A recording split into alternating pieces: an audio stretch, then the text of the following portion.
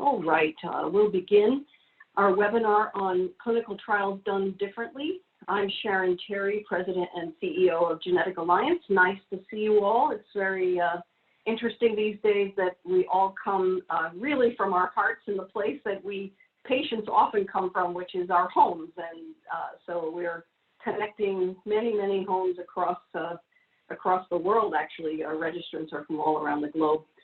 This webinar came about because of, actually even before COVID had us at home, we began to think about how can we do webinars in such a way, how can we do webinars constantly was what we were thinking. How can we do webinars in such, clinical trials in such a way that they are easier for people, that we're not stressing usually already sick kids or sick adults further by bringing them to a center and putting them in an artificial situation where we're introducing a lot of factors that we don't often take into account.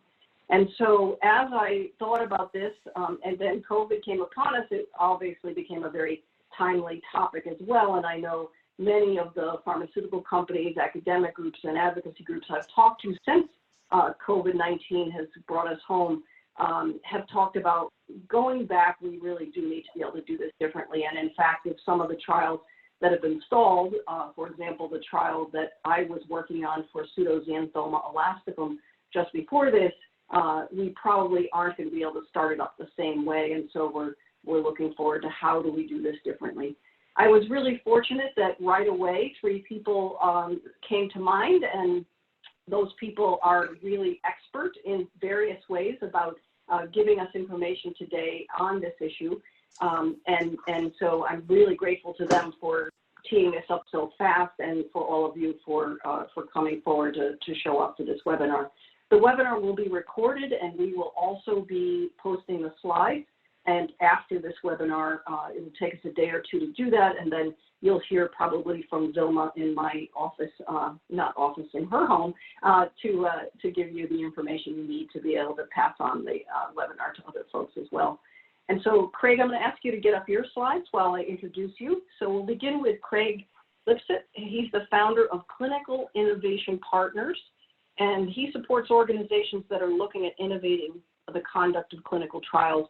I know Craig from his Pfizer days, where he was head of clinical innovation there, and really loved working with him because he was always trying to see if there were ways we could all work together collaboratively as well as differently. So, Craig, take it away. Sharon, please post questions in the, sorry, I neglected to mention, if you want to ask questions, please put them in the chat box, because there'll be too many of us to actually call on people. Thank you. Sounds great.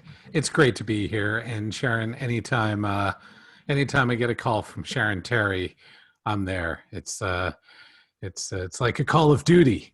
But it's a pleasure to be here with this group. As Sharon had mentioned, I ran innovation at Pfizer in medicine development, and during that time had an opportunity to bring to life the industry's first clinical trial running entirely in the home within an investigational new medicine under an FDA IND.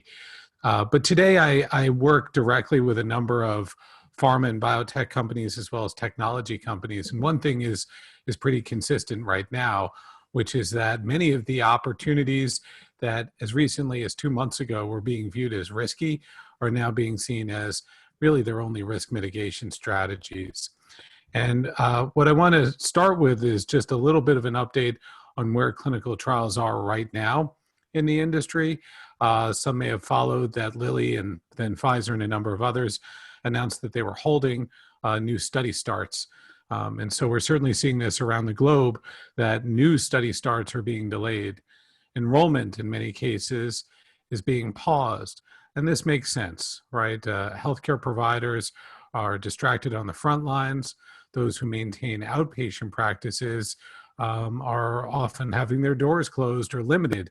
And the patients themselves, often with chronic conditions or concomitant concerns, are strongly discouraged from leaving the home right now to be able to go into a site to enroll in a new trial. And so most eyes and energy have been on how to maintain enrollment for those clinical research participants who are on an investigational medicine or participating in this study right now? How do we keep them being able to access their medicine, keep monitoring them for safety? Now, two kind of late breakers that I dropped on here. On the lower left of the screen, this is data that's dated as of today. This is data that's being tracked by the Werb Copernicus Group, WCG, which is the central IRB for very many sites around the country and around the world. And they've been tracking the number of research sites that are open for enrollment. And you can see how this number has been dropping. This is about 1,200 sites in this sample. Strong density in the US, but it is meant to be ex-US as well. And you can see the drop off from the start of March. 62% of the active sites were still open for enrollment. And we've been kind of plateaued here now throughout much of the month of April, and to where we are now on May 1st, with about 11% of sites saying that they're open for enrollment. Now, what they're open for enrollment for, we don't know. Does that mean that they are able to enroll patients from home, or are they in geographies where they feel it's safe for patients to head out and into the clinic? Now, in the lower right is a bit of an update as well from today. This was posted and tracked by Endpoints News and was shared based on data that came out of the Asia Pacific from Novotech. And here we're starting to see how many research sites in the Asia Pacific region actually are not only coming online, but are reporting a higher than average number of new trials. And so you're starting to get the sense that new study starts are coming online on a geography by geography basis, and we forecast that's going to remain the same for some time. Clinical trials have some guidance, so investigators and researchers aren't left on their own. The FDA, the EMA in Europe, and even the CRO Association have all put out guidance and recommendations for researchers to maintain their studies during this pandemic. In many cases, there are not new rules that are being released. There are not even barriers being dropped to make it easier. They're just making clear that sponsors should be doing the things that, well, quite honestly, have probably been already available for some time in terms of different monitoring patterns and so on. And I'll share in a moment what many of those have looked like so far. But these documents, in particular, the FDA guidance document, is very dynamic. There are updates that are posted there. Well, not very dynamic. It's not daily or in real time, but in the world of the FDA, it's extremely dynamic because there are updates getting posted. This is probably the third update that just went up to this document in the last week. These updates are to their frequently asked questions, which is great. So they've got their guidance, but they have an FAQ section, and they just keep building on that and getting information out there. So what are researchers trying to do today? Well, there are three main areas that the research community is very focused on for the trials that were open, where patients were relying on access to those investigational medicines. The first is, can we keep investigational medicines getting to patients in the home? Can we enable direct-to-patient supply chain shifts that get the medicine shipped directly to the patient at home? And in some cases, even support in-home infusion using visiting nurses and other home health staff. The second area has been the ability to monitor patients for safety in the home.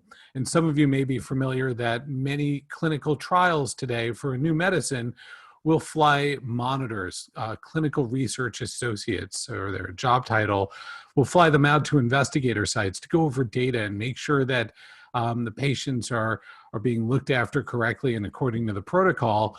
Well, now we have to do that without going to the site and without flying people out. And how can we maintain, as research sponsors, our ethical and legal and medical responsibility to perform that oversight? And the last, and I think an area we'll lean into for this conversation, is how do we keep patients out of the clinic and enable them to participate, whether with phone or video from home? How do we start to shift the endpoints, the things that we're measuring? The reason why we're doing the study is to collect data on what is working and what's not, efficacy and safety. How do we start to shift those endpoints to the home? And in cases where we can't, how do we model to capture that missing data? And I think an important theme here throughout is the new here is not that new tools were needed. Nobody had to go back to Apple or Google or Amazon and say, create new solutions for us. This was really a topic of adoption. And now seeing research sponsors embracing many of the tools and strategies that were available, whether digital endpoints, whether there were more efficient monitoring, whether ways to use telemedicine to keep patients at home. In the interest of time, I'm going to pick up a bit here. Just some other areas that I emphasize with research sponsors today. Make sure people are getting communicated with. There's a lot of anxiety among patients and others right now. Certainly if people are going to be able to continue to access medicine that they're relying on. And so while research sponsors may be internalizing and coming up with a way to keep the study going, keep communication running. In many cases, identify ways that we can still screen patients online so that when sites become open, we can help connect them quickly and start to refill those gaps. And then finally, I encourage all sponsors where there are study delays right now to use the gift of time and to make sure that their protocols are truly robust and resilient. Talk to patients, listen to patients. If you felt you didn't have time before, here's the gift that you've been given to go back and make sure that when that protocol goes live, that it works. Because nobody is going to have a lot of patience or tolerance for a protocol to go live only to find a flaw that could have been avoided, requiring delays and amendments. I'm going to just touch on this point. There are a lot of concerns out there about independent investigator sites right now. These are small businesses and they're closed. They're closed because they can't start new studies. They can't see patients for current studies. These businesses do not run rich on revenue. And there are a lot of concerns out there about if these delays continue for an extended period, will investigator sites still be there when this tsunami of new studies starts begin to resume and come back online? And so even the Society for Clinical Research Sites has put out a call calling on sponsors and CROs to release financial holdbacks or other revenue opportunities to make sure these critical stakeholders are still there.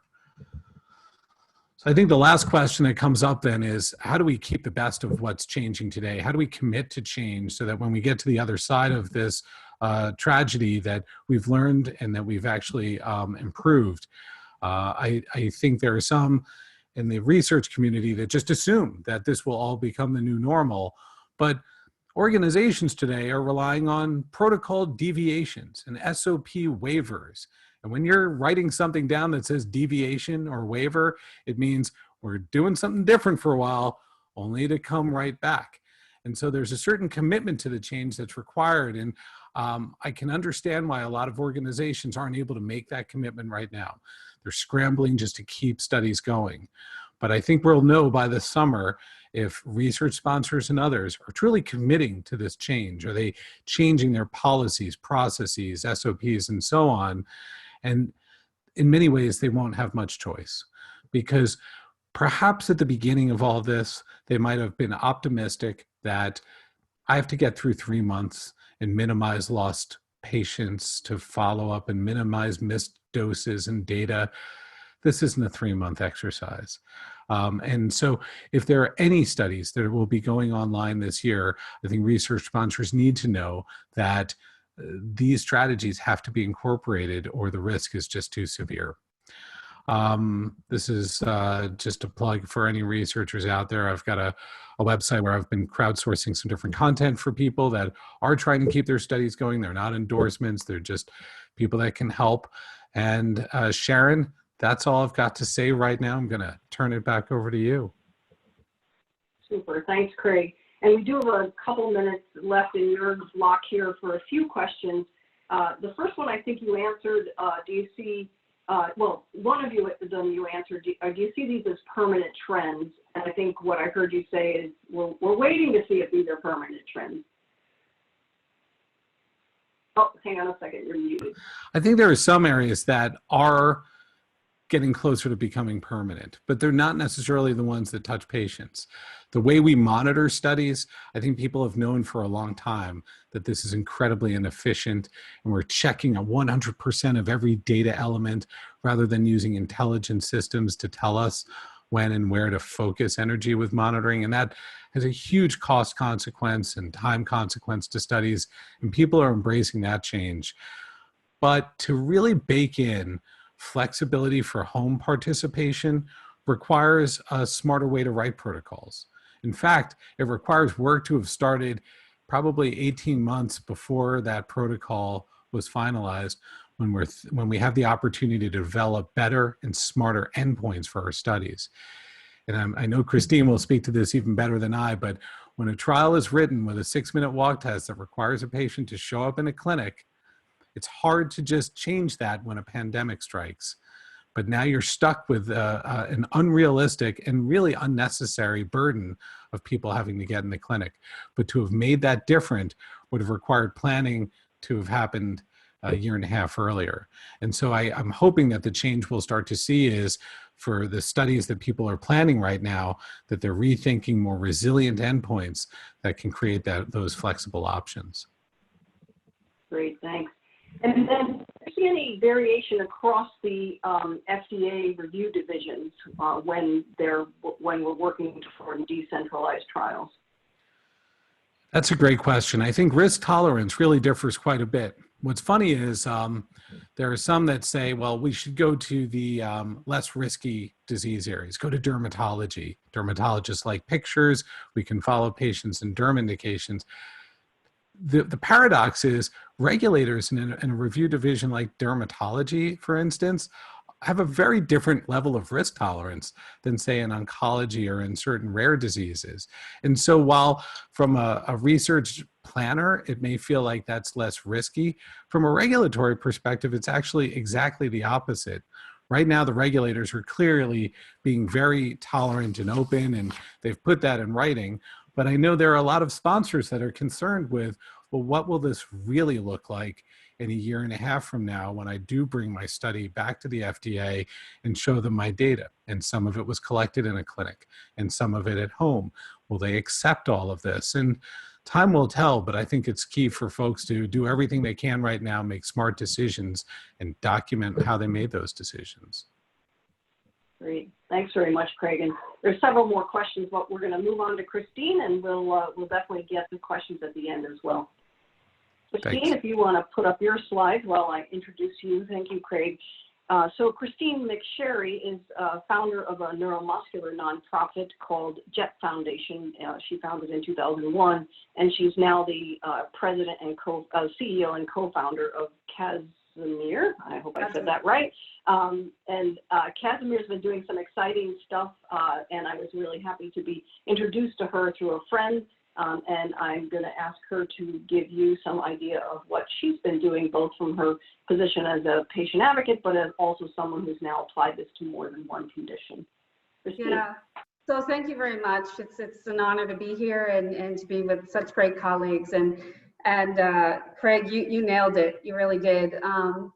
We actually started doing remote capture back in 2012, 2013, 2014. And I'll give you a little bit of background about that. But you're right, we need to think we need to stratify this a little bit. So it needs to be, what can we do now? And then what do we need to do? How do we plan for the future? And, you know, I kind of fell into this world. Originally, I'm a nurse. I have 5 children. My 3rd child and oldest son, Jeff, was diagnosed in 2001 with Duchenne muscular dystrophy. And Duchenne, as most people know, is a devastating, life-altering disease, progressive in nature. So I started the organization really to raise awareness and to provide some direct services to kids with and families with Duchenne, because I felt like they needed it. My son, like I said, was fortunate to be born into quote-unquote middle school, I'll call it. All my kids are a year apart, and so he had 2 sisters above him and 2 sisters below him, and our house was always full of activity. Other kids with Duchenne and other rare diseases don't have that luxury. They're often very lonely, and they're isolated. And, you know, I like to make the comment in this time that many people with rare diseases have been living like this for a long time. And so, you know, due to the nature of that, we've had to come up with some creative tools and methods to have our children either participate in clinical trials or just to live life. And so we'll talk a little bit about my experience, if I can move my slides. There we go. So again, JETT Foundation originated in 2001. We are a direct service organization, and we service several thousand families across the US. My story with Casimir really started in 2012. There was a small study, a 12-patient study that was being conducted by Sarepta. And I noticed in that study, just from people posting things and reading articles, that families were talking about the ways in which their children in that study were not progressing in their disease and beginning to acquire skills that they had once lost. And so my business partner and colleague and friend, Mindy Leffler, and I started talking to FDA about that. And we engaged in conversations with them, which then led to going out and doing a qualitative study with 12 of the participants, all 12 of those participants. And what I learned by doing that, and I brought it back to the agency, was that the kids weren't changing in how fast they were walking, as Craig alluded to in the 6-minute walk test. The 6-minute walk test wasn't moving much in terms of data, but it was the way in which the kids were walking that was changing. And so, for instance, on Halloween, you would hear Halloween and Duchenne would be a hallmark time when you would see your child progress because they can't get to the next door neighbor's house, or they couldn't do the full block. And it's kind of a measurement in the rare disease or in the disease space of how our kids are doing. And we started hearing stories around Halloween about the kids were walking to more houses. And then when we started to look at those kids, and I went to visit those kids, I talked to those kids, and I said, tell me what's different. Tell me what you're enjoying now that you weren't enjoying before. And a little boy from California said to me, Miss Christine, I can walk the dog now. And I said, well, that's great. Why can you walk the dog now? What's different from now than before? And he said, well, before the dog used to pull me over and I would fall down. I said, oh, I get it. And he said, yeah, but what's better than that is at the end of the week, I get an allowance for walking the dog. And so taking those types of stories and trying to quantify them and bring them back to the agency, which is what I did, allowed the agency to understand what meaningful benefit was to those kids and the fact that they were describing meaningful benefit.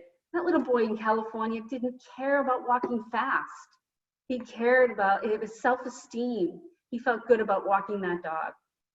So in 2014, FDA suggested to Sarepta to expand into a safety study. And at that point, I was allowed to get my son enrolled in a safety study in Boston. Now, I'm gonna make a remark about this later, but I was lucky to have lived 30 miles from the institution in Boston. Because honestly, in clinical trials, a lot of it is just luck of getting in and where you live.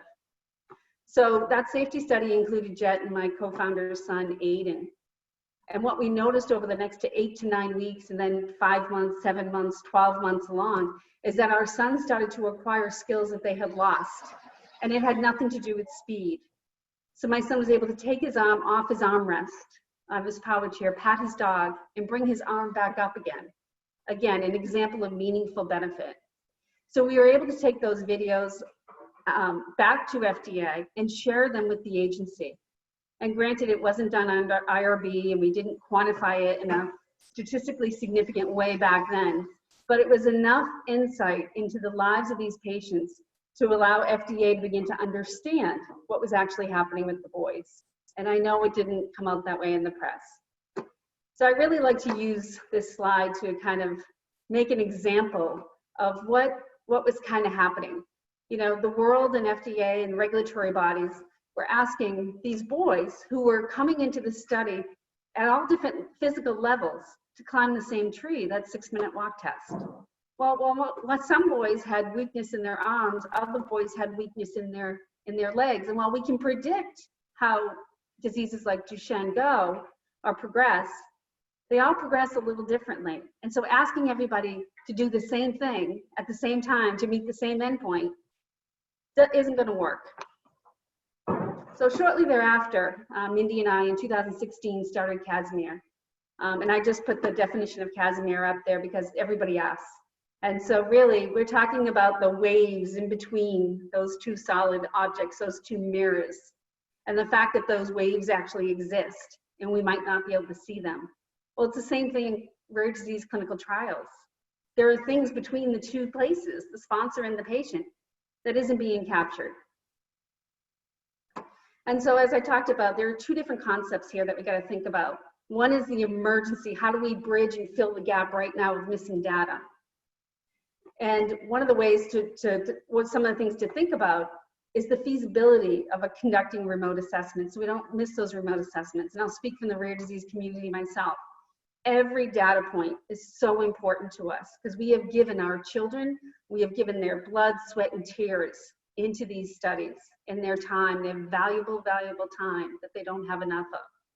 And so sponsors need to do everything that they possibly can to make sure that we don't have gaps in the data. There's ambiguity around the level of regulatory acceptance of these remote captures or remote data that is ultimately going to be captured. But what we do need to look at is how can we do that with quality and a good audit trail. And so just doing a Zoom visit like this, is that adequate? Because there is no quality and there is no audit trail with this. Communication, as Craig said, with the regulatory agencies, let them know what you're going to do, why you're going to do it, and be really transparent about what you're going to miss.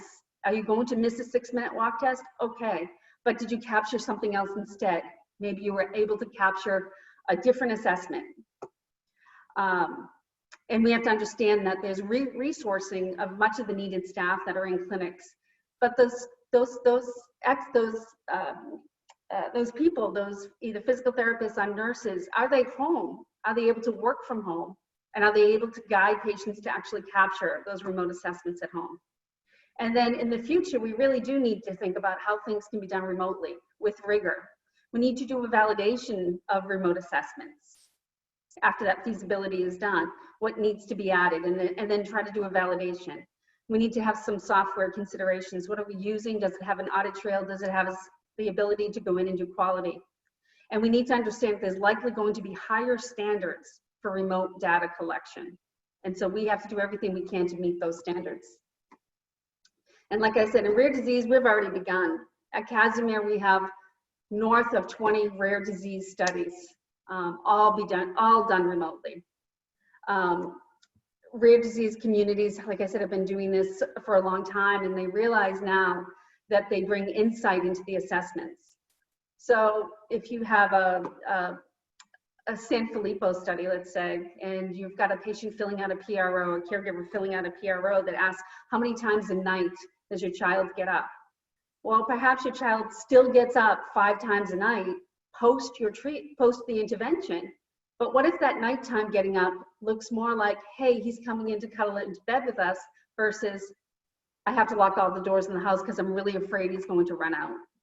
So rare disease communities have been offering these perspectives. Sponsors have been finally asking for them. And it's been great to see this kind of shift that's been happening. And you're right, Craig, 15 to 18 months is necessary to do that. And then again, what is meaningful benefit as described by the patient and the caregiver? Really narrowing that down. What are the reasons why getting data in clinical trials, I put it into 4 different buckets. Socioeconomic, people are just simply out of work and they're unable to pay out of pocket for expenses. A lot of times it takes a long time to get reimbursed for travel and hotel and things like that. Logistical, there are site obstacles. You just can't get to the site or into the site. There's no preparedness by the site for pandemic. Something people don't think about often is, typically we would leave the siblings of the patient with grandma or a neighbor or a cousin. That's not happening anymore. And so we have childcare issues.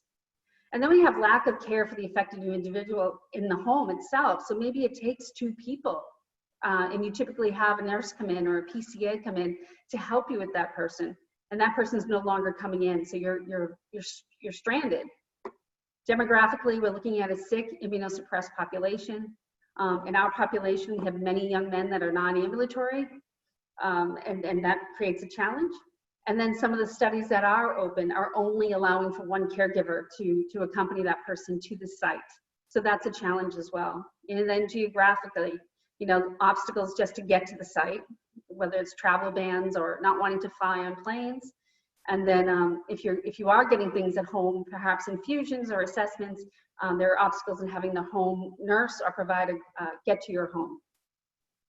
And what are the challenges of telehealth? You know, I challenge it because I don't know that it's good for research, non-research. It's good for non-research visits, but what about the rigor behind research visits? And like I said, I think the standards from FDA are going to be higher, likely be higher than they will with the cited standards. As I said, there's ambiguity around the quality. They're going to require an audit trail. They're going to require good quality control, and they're going to require very rigorous standard operating procedures. And so considerations of feasibility and validation of that remote assessment, you got to think about supplies, recruitment, e-consent, everything going into IRB. You've got to have that good communication with regulatory. Tell them why and how you're going to do it. Complete transparency. If you can't do a 6-minute walk test, if you can't do a 4-stair climb, if you can't truly document that that riser is only 7 inches, just be fully transparent about it and tell them why. And then documentation, just fully documentation. And then try to bridge the gap with innovative solutions, understanding all of the above. Software that's audit ready, have good quality review, coordinators and managers that can really help caregivers and patients. We struggle with technology every day, so giving caregivers and patients, kind of handing over technology to them, you've got to have some really good coordinators and managers who can hold the hands of these folks doing this in their home. And then you've got to provide training, and you've got to document that training to the caregivers, also to the coordinators and managers. Like I said before, I think there's opportunities here because the rare disease knows this space pretty well. I think in the long term, this could potentially allow us to develop better outcome measures that are more meaningful to patients. It allows us to remove some barriers to allow for more inclusion in studies so that families, you know, may not have to travel 4 or 5 times a year to a site, but they can do remote assessments and remote visits from where they are. Like I said before, there's travel barriers, economic barriers, and demographic barriers that all can be probably lifted, not entirely, but a good amount of it. We can learn how to uphold clinical rigor where it's possible. We can create alternative solutions like I was talking about with software. And we can start to include the caregivers to reduce the cognitive and behavioral confounds that are in many rare diseases. We heard yesterday on a call after doing a concept elicitation in a rare disease, how the patients act completely differently in clinic than they do at home with their parents. And so this really gives us an opportunity to start looking into the homes of patients and understanding how treatments really do affect them, not just in the clinic. You know, in the clinic, you've got strange assessors, you've got medical anxiety because of blood draws and things like that. And so it's really interesting, like, do you really get to see how the patient is either behaving or reacting to a study intervention? If a study needs to pause, this is a really important point. We should be doing a withdrawal study. We should be understanding in the homes of those patients what is changing, documenting it, and so that when we have to pick it back up again, we know exactly what to look at. Doing the qualitative work is hard to understand what's changing, but this really gives us the time to be able to do it. And then we can replicate this in other disease communities, like in oncology or heart disease. I don't think asking a person how they're doing that day while they're getting chemotherapy after they've sat in traffic for 2 hours you're really going to get the best answer and the best results. So taking an opportunity to see how we can listen and talk to people in their homes. And really, at the end of the day, I said, as I said, I was lucky to live 30 miles outside of Boston. And so had I lived someplace else, that would have been a barrier for my son to participate in his disease, in his trial. And honestly, that trial was life-saving for him. It saved his life. And so if we can kind of learn from that and bring this forward into the future, we could save other lives. That's all I have, Sharon. Thank you. Great, thank you very much, Christine. I'm going to have Donna go, and then we'll get into some questions that you all have been posting in the chat. I see that Craig has jumped in on a couple. Speakers, feel free, and actually crowdsourcing is fine if people feel like they have answers or comments as well as questions in here. So Donna Appel is actually a very long-time friend and colleague of mine.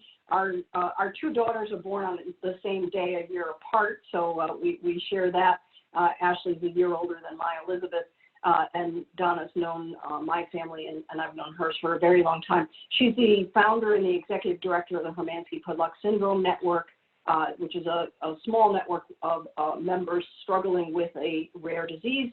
She has some really great experience on the ground in this one condition. So I thought we get, the big picture from Craig, we get another picture from Christine because she's done this in several diseases, and then Donna, who's done it in one, albeit Donna also has been very involved with Genetic Alliance and NORD and other organizations, so works often for all of us. So we're quite happy to have Donna give us this experience, as she will say, from a very tiny organization, but I will say from a very, very powerful and really progressive organization.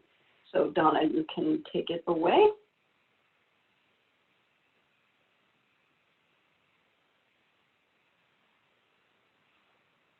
That button doesn't seem to want to work, huh?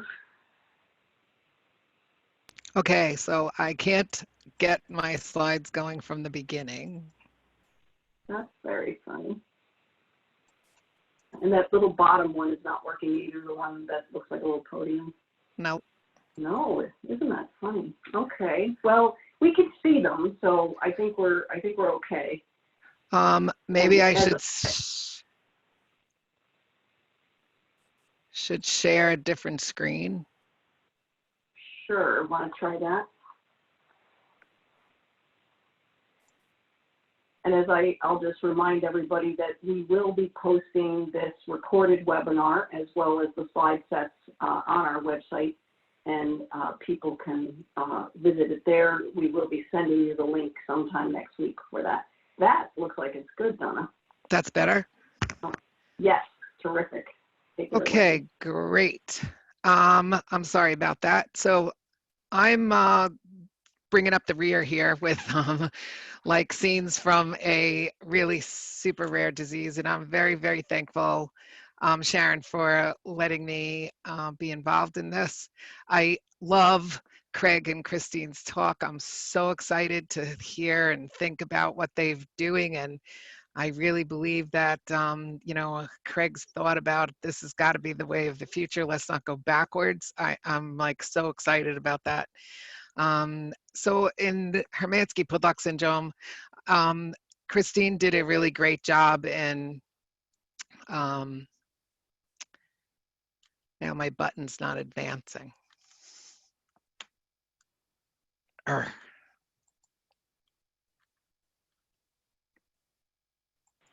If you click on the screen with your cursor. There we go. Yeah, okay, we go.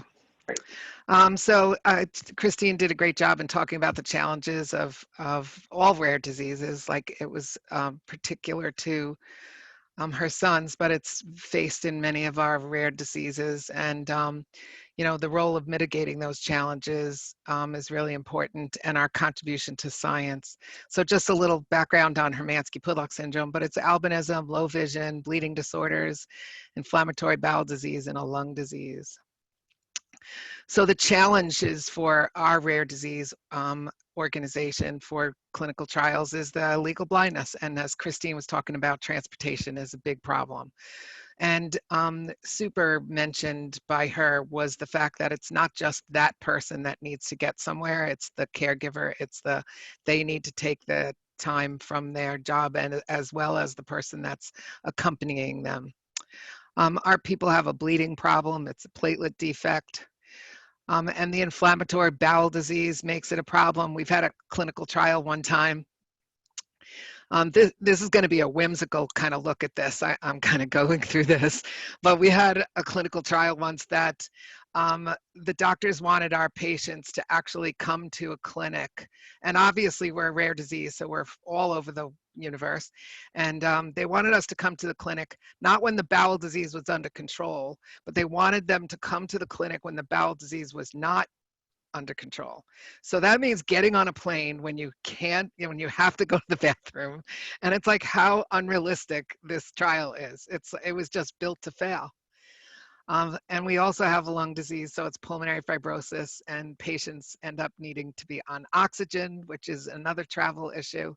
And they eventually need a lung transplant if they're lucky enough to get listed because of all the platelet transfusion antibodies that they get. So we're around the world, but another one of our issues is that we have a founder's effect in Puerto Rico. So that makes us rare, remote. It makes cultural understanding about clinical trials difficult because there's a lot of past history of abuse on that island of clinical trials. So they're very suspect about clinical trials, and that makes it difficult. Spanish, of course, is their first language. And they're having earthquakes and hurricanes, and it's really hard to get our people involved in clinical studies. But we started at home. Like, this was like our first clinical meeting. We were having the doctors come with us at our home. And in starting our clinical research, we did it at home. This was done 2 decades ago. So we're talking about going, the new idea of doing clinical trials at home. But we were actually told to gather 24-hour urine buckets from our patients. And we went around New York City and tried to gather the patient's urine. I fell in love with my husband once again when he knocked on doors of people to get the urine. And we had to do this clinical trial. We had to do this actually in the wintertime because all the urine had to be chilled and had to be refrigerated. So we had it on our deck in the snow. So clinical trials started at home. Hopefully they'll go back to being at home. But our organization went on the journey of 2 drug trials. We were the major recruiter because Szymanski-Pudlak Syndrome Network is pretty much the only organization worldwide. So we, trying to mitigate the issue of getting people to sites, we set up school buses and got them going around the island to bring families together. We learned a lot about that and realized that each and every individual person has their individual clinical trial barrier. Some of it's transportation, someone it's money, someone it's childcare, so each and every person is unique. So we had to actually set up a program of individual research plans.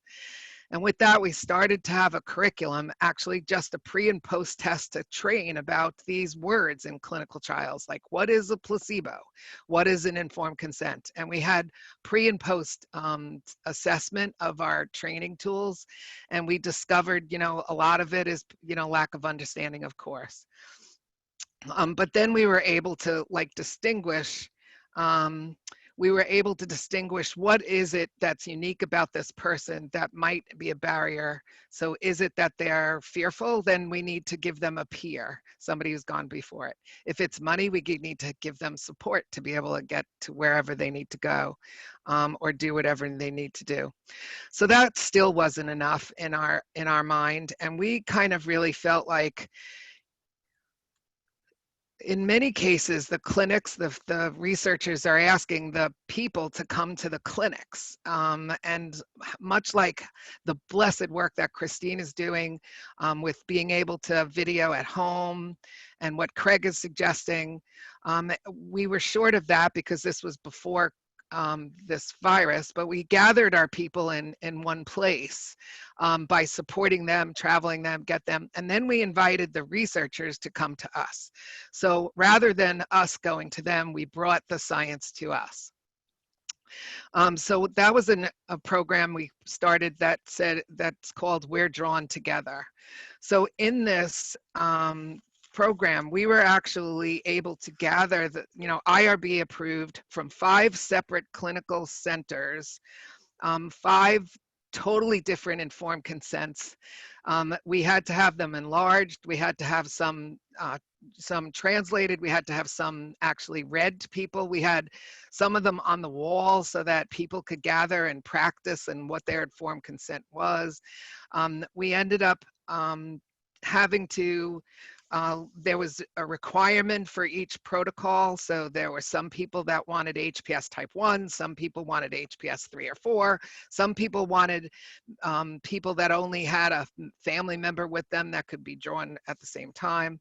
Because this was one of the 5 sub protocols involved stem cells, we had to get this done in 2 hours.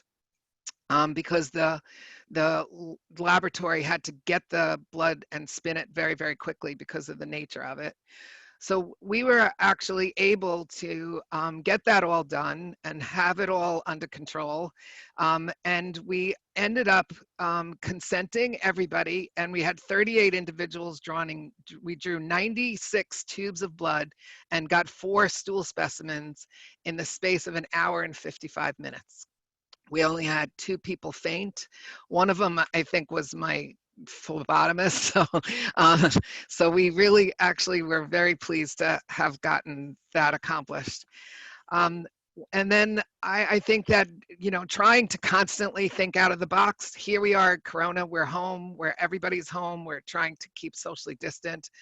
So that was a great time for a symptom scale study. So we started working, and now we just finished 2 focus groups to validate the tool. Now we're getting ready to get 200 of our members doing the symptom scale because everybody is at home.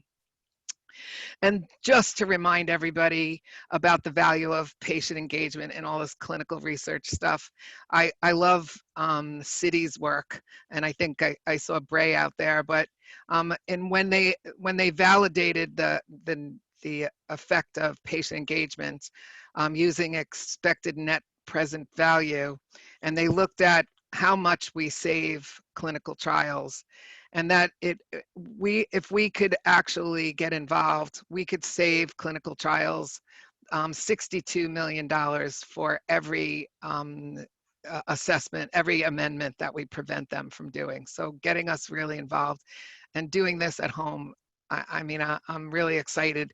Hopefully there's a lot of good things that comes out of this bad time. Being in New York, we're really very, very frightened. Certainly having patients with lung disease, we're super, super scared. So, but I really always believe that there's good that comes out of these difficult times. And I hope, and I'm excited that maybe this is an area where something will really come to benefit the rare disease community and patients all over. So thank you for listening. And if there's any other great ideas, please email them to me, because it's actually a matter of life and death for my daughter. Thanks. Thank you, Donna. And thanks for Ashley's picture being there with us. All right, so we have ample time for questions, which is what we wanted, and thanks to the speakers for keeping to their time. That's very helpful to us. So I'm going to go through some of the questions in the chat. I see that there's been conversation in the chat, so some are getting answered, but we'll try to keep up with them. One that I think would be right away good to start with is to look at a question about, are there things that we patient advocates could do to push better trial design, adaptive designs, et cetera, forward? What can we do as patient advocates? And I'd love to hear from all 3 of you. Maybe Donna, just start with you since you're right there.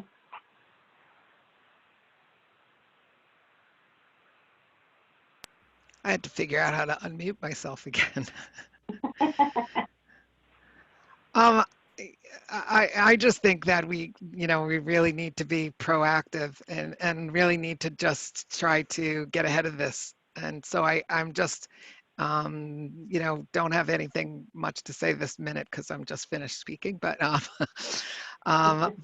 but I really think that this is a great time to be really proactive about trying to get ourselves. My job as a advocate, I'm not a scientist. I don't work for a drug company. My job is to create a really clean cohort of research-ready participants.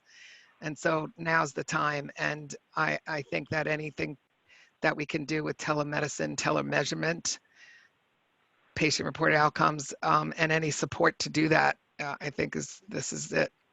This is it. Super, thanks. Christine? Hi. Yeah, I think I was just answering something in the chat. I think it really does go back to let's not use off-the-shelf solutions for diseases, for endpoints, and really work with patient communities to develop endpoints that are meaningful to those patients. That, you know, I can't stress that enough. That example of the 6-minute walk test, you know, that was a pulmonary endpoint. It was never a Duchenne endpoint. And if you ask a child with Duchenne if they want to walk fast, they'll tell you, no, I just want to walk. So I really think it goes back to endpoints, and Craig in the chat had answered, yes, sponsors oftentimes try to de-risk their study by taking an endpoint that's already been used. And I can't imagine the failure of so many studies that have probably happened in our past just for that reason alone. I can tell you in Duchenne, we've had at least a dozen, and in the other rare disease communities that I've worked in, I hear stories all the time of caregivers saying, I'm telling you, the drug worked. You know, my son was able to use a microwave. They told me he would never be able to use a microwave, and here he is pushing the numbers on a microwave at 12 years old.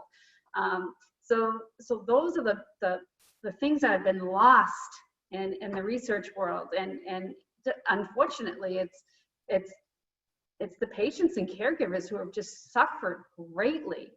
And I think of all these rare disease patients who have given half their lives sometimes to clinical trials, and then end up not knowing any of the answer in the end, not being privy to seeing what the data even showed, because some sponsors don't pull their data out, and then you lose your child, a loved one, who really did spend half their life traveling to a site or in a site. You know, it's just horrible. So the community that participate in clinical trials have really been underserved. And this gives us an opportunity to start to turn that around and let our voices be heard. Great, thanks. And Craig, from your experience, both at Pfizer and now. Can you imagine that companies today invest, you know, often over $100 million on a drug development program using the latest technology at the bench, whether gene therapy or other exciting new molecular modeling. They bring that through into the clinic. They set up a very expensive clinical trial to take place at institutions around the world.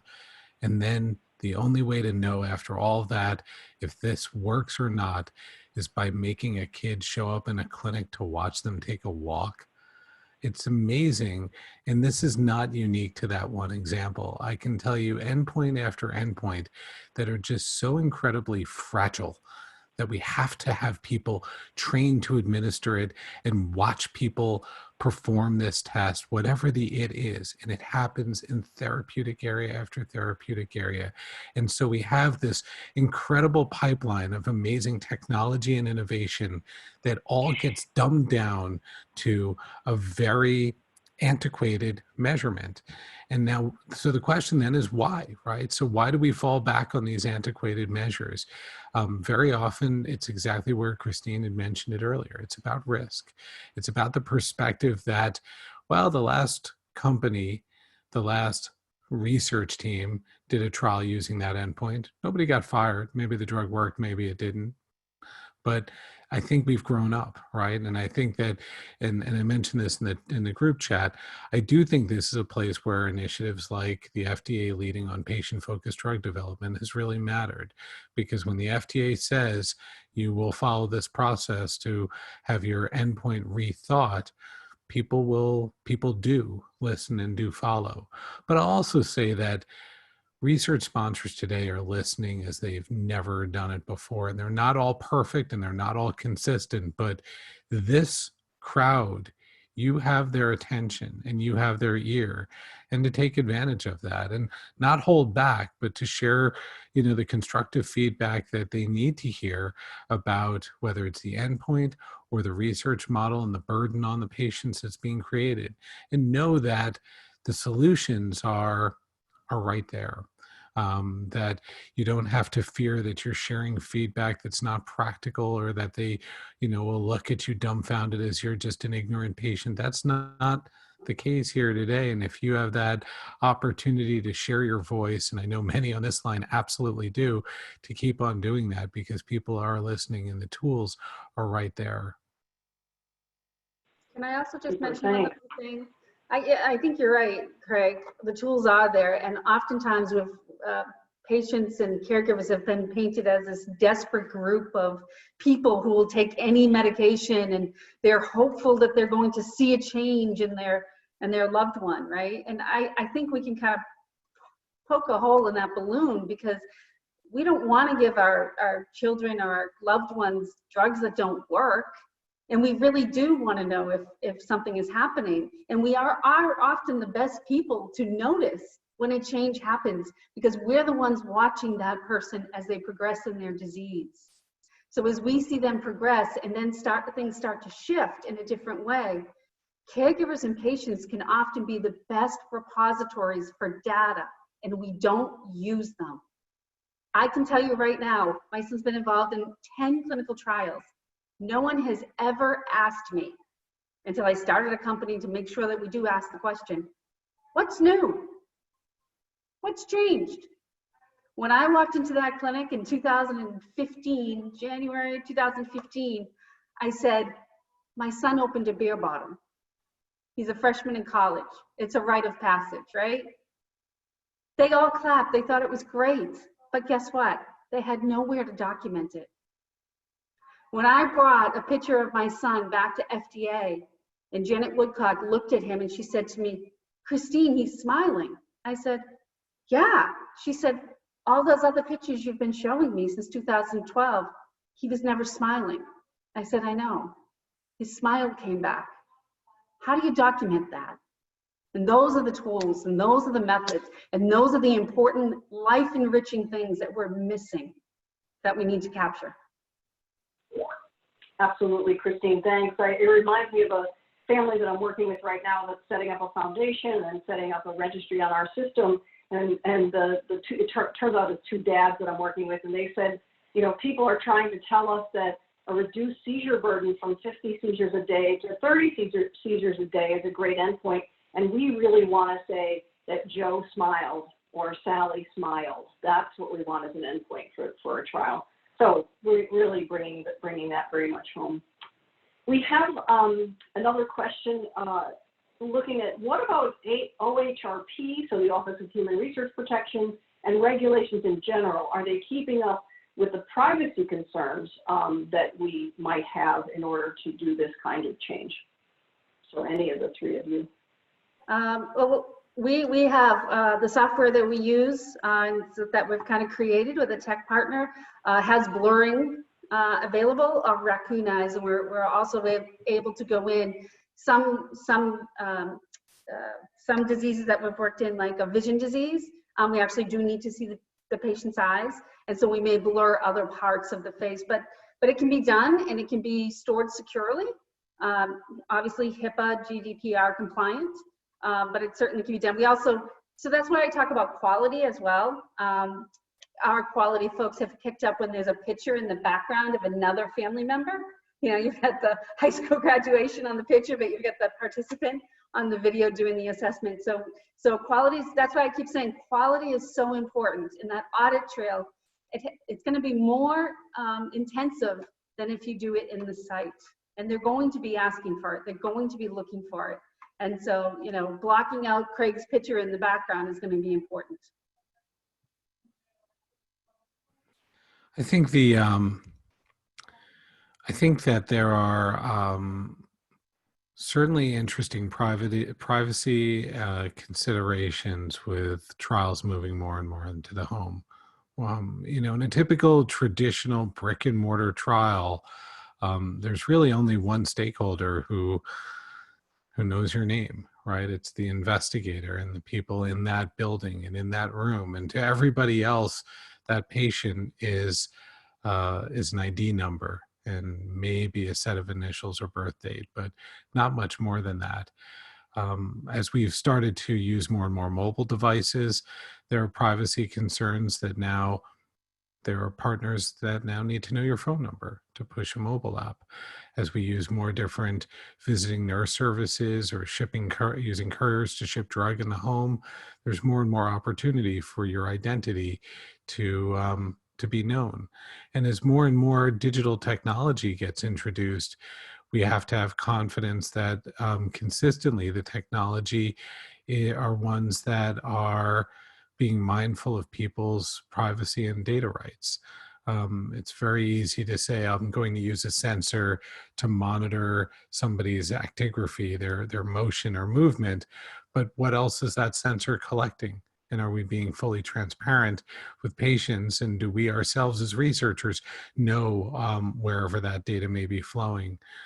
So I think there are some very real considerations in that question. It's very astute, and I don't know if it's necessarily going to come from OHRP or ethics committees or from which direction, but I do know that most researchers who are getting more and more savvy with these tools are being much more and more mindful, and we all have to keep eyes on this issue.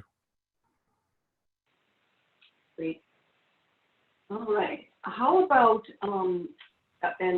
Craig, you answered this a bit in the chat, but just to get your voice in here, the receptivity of companies to include more patient-relevant endpoints, and certainly others can come to that from their perspective. But if we start with you, that would be great.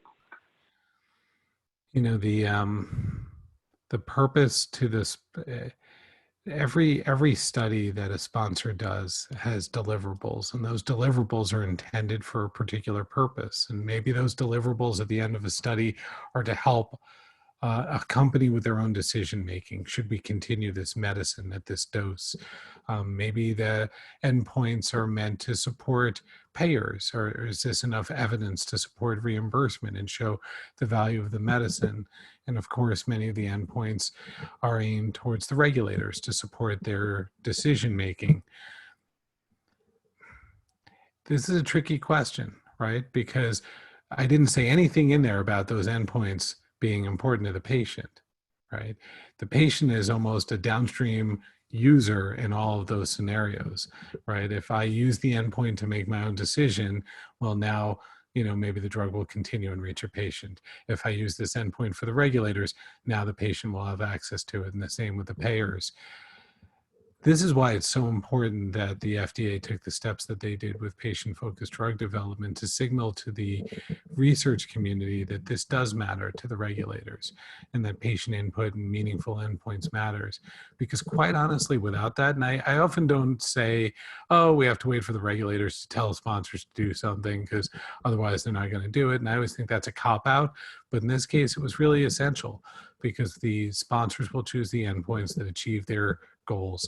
And their goal is to navigate the regulatory approval process so that this medicine becomes commercially available. And without that regulatory press, I don't think there would likely have been much of any change.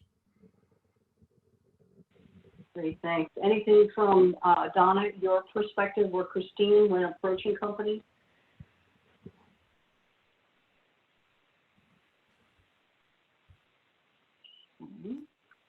Sorry, I keep hitting the wrong button to unmute myself. I think the question was around the regulatory. Around the kind of favorability of companies or sponsors with regard to patient endpoints and the participant perspective, essentially.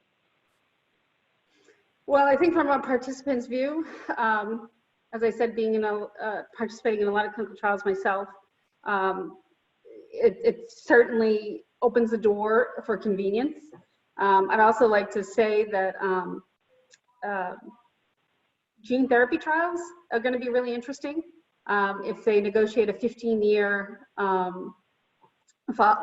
real-world evidence follow-up, how are we going to collect data for 15 years? Look at the state of the world is in today. What's going to happen in 5 years from now? What's going to happen in 10 years from now? And how do we maintain communication with our patients It's going to be important to know durability and duration of gene therapy treatments. It's going to be important to understand comorbidities. And it's also going to be important to understand if there's anything that can be synergistic with those studies. And so really creating these systems now, and companies have an opportunity to do that now, is going to be really important for the future of those gene therapy studies. Being able to do assessments perhaps remotely and doing lab jobs remotely is going to be really important. Terrific. Yeah, and I'll point out too that, you know, lots of us had a lot to do with PDUFA 6 embedding that patient-reported outcomes and the patient-focused drug development, real-world evidence, et cetera. So the FDA is trying hard, and the sponsors obviously right away started to scramble to understand what does that actually mean, and that we have, you know, now several years of listening sessions from the FDA, as well as different ways people have codified what constitutes evidence. Genetic Alliance did a project with our program for engaging everyone responsibly, capturing evidence in 3 of the diseases that FDA was doing listening sessions for, to see could we actually, again, go to people in their homes rather than have people fly to DC and somehow get to White Oak, which is not an easy thing to do in even the best of times.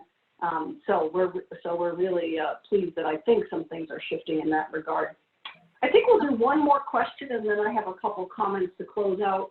So there's been a couple of comments in the chat box about, you know, thanks for these ideas around doing things remotely, and how about for the RCTs that are already suspended and looking at objective measures? What do we want to recommend for collecting remotely? How do we get the regulators to accept those? And the kind of wrap-up question there is, and who do we notify? The IRB, you know, the various regulators, that sort of thing. So, Craig, I don't know if you want to jump in on that one first, and then the other 2 of you, I'd love to hear your perspectives as well. I think it was Christine who earlier broke this out of what do we have to do now, and what should we be doing later, and in the what can we do now place for the trials that are underway, that are on pause, or that are just trying to maintain follow-up with patients. It is hard to say that you can change your endpoint in the middle. I think the problem that many of these studies have is that they've been collecting data in their traditional way for X number of months, and now they have this period of unknown duration when people are confined to the home, and the hope and aspiration that we can go back to the way we were measuring them on the tail of this study. And so for many, they're looking at it as, well, I've got this finite period that I just have to try and manage through. And can I do things by phone or video and just try to mind the gap? Or do I have to do things statistically to try to manage some of this missing data? I think the challenge that many of these sponsors are going to face is, this may not be a 3-month gap to mind. This might be a 6 or 9, or this might be until your study ends. And I think for those, this is a really hard challenge, right? Because how do we start to mix these different types of data concurrently in a trial? I think what some are having to do is to take thoughtful approaches with additional measures that they can introduce in the home, and to do something in parallel that normally we would have done stepwise in a serial way, which is introduce it into your study in the home. It's kind of at risk. And when I mean at risk, I don't mean introducing risk to patients. I mean it's risk in terms of whether you can then correlate and validate that this new measurement actually correlates with what you were measuring last month when patients were in the clinic. Ordinarily, we would do this in the stepwise way. Ordinarily, this is the last year of work that we would have or should have been doing before the study started. But right now, because of where we are, this may be the best that we can do, which is to take a thoughtful approach with a digital measurement that has at least enough good data to back it up, introduce it into the study in the home, and in parallel run the validation studies to see if that new measurement really does correspond with the data you've been collecting. There's no guarantees about any of that. There are no guarantees about a lot of things in the world right now, but that may be the best that we can do to mitigate the risk that this is not a 3-month exercise, but this may be the new normal for your study. And Craig, has clinicaltrials.gov put out any kind of statement or suggestions around how to communicate these mid-study changes? You know, the FDA guidance certainly talks about some of that and sets an expectation that if there are changes that need to be made for patient safety, you make those changes happen. But there are processes that we can still follow for other types of changes. Central IRBs and other IRBs have been continuing their work in a decentralized and remote way, and they've been very responsive to the different requests that have been coming through. And so we still have a process to follow when we introduce change, which ones require protocol changes, IRB notifications and submissions, maybe a regulatory notification. We still should be doing those, and we should still be documenting every change that we're making along the way. But if there's a change that's needed for patient safety, we don't have to wait for those. We have to introduce those. Any last words from Christine or Donna? Well, just to go back to Craig's comment here, I also would suggest that people do a feasibility study to see what outcome measures you can do in the home, and do it with as much structure and rigor and documentation as possible. We are doing feasibility on a number of different outcome measures and being done remotely, and then we'll plan to take that same measure, hopefully maybe back into clinic, right, to actually do the validation. But until we get back into clinic, we can't actually run the validation. So we're going to be comparing it from remote to in-clinic assessments in the future. But right now, doing the feasibility and then allowing sponsors to have that report to accompany their data when they go back to the agency with this new data and different data is something that we're doing to hopefully beef up that package and give them the best chance possible. I just wanted to mention I was doing an interview yesterday, and they asked me what is hopeful in my life, and I started to think about the researchers and the collaboration and the speed at which we're going to get a vaccine for COVID-19. I mean, I've tried for 20 years to get a treatment for our disease, and look at what's going to happen with this, and everybody putting their heads together, and things being, regulations being a little bit looser, and just trying to get this stuff done because we need to get it done. And I really feel like, the cat's out of the bag to me, because I'm going to be really much more impatient, because it can be done. We can move things faster. We're gonna move things faster for the good of the world. And we can't go backwards now.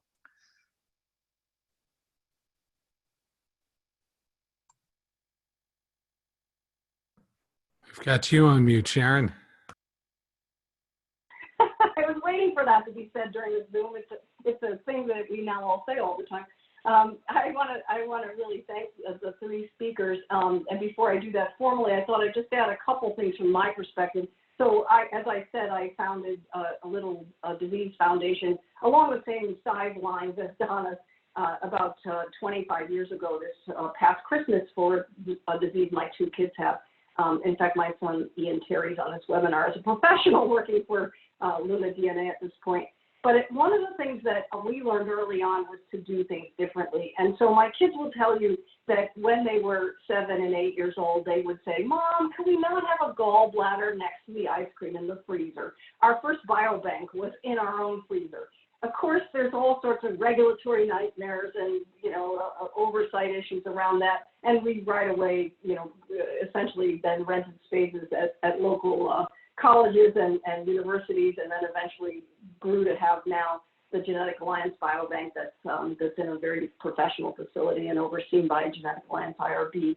Another experience was to actually have some of the donations mistakenly come directly to our home, and we once got a whole body harvest at our house, which was very interesting and an anatomy lesson for me, because I had quickly had to put the various organs that had come in glutaraldehyde into the right kinds of containers and ship them off to the biobank very fast. Again, an exercise in really interesting home study prep anyway. And more recently, we have done a phase 1 clinical trial at Genetic Alliance's offices where PXE shares space. in the conference room doing some dosing all day long with blood draws all day long. And that went quite well. People felt really comfortable. I think similar to what Donna shared and Christine shared, bringing this home to people in a sense really made a difference. I want to close by reading actually a poem that's moved me a great deal. We have been involved in the COVID work as well as others here, wondering how do we actually bring forward our own participation as disease groups, as well as our own trying to maintain what we do as disease organizations, as well as to be part of the solution for this. And Donna mentioned that the world is collaborating in a way we've never seen, and I dearly hope too that we won't go back to what we had. So I'm going to just finish with this poem called Pandemic by a woman named Lynn Unger. What if you thought of it as the Jews thought of the Sabbath, the most sacred of times? Cease from travel, cease from buying and selling. Give up just for now on trying to make the world different than it is. Sing, pray, touch only those to whom you commit your life. Center down.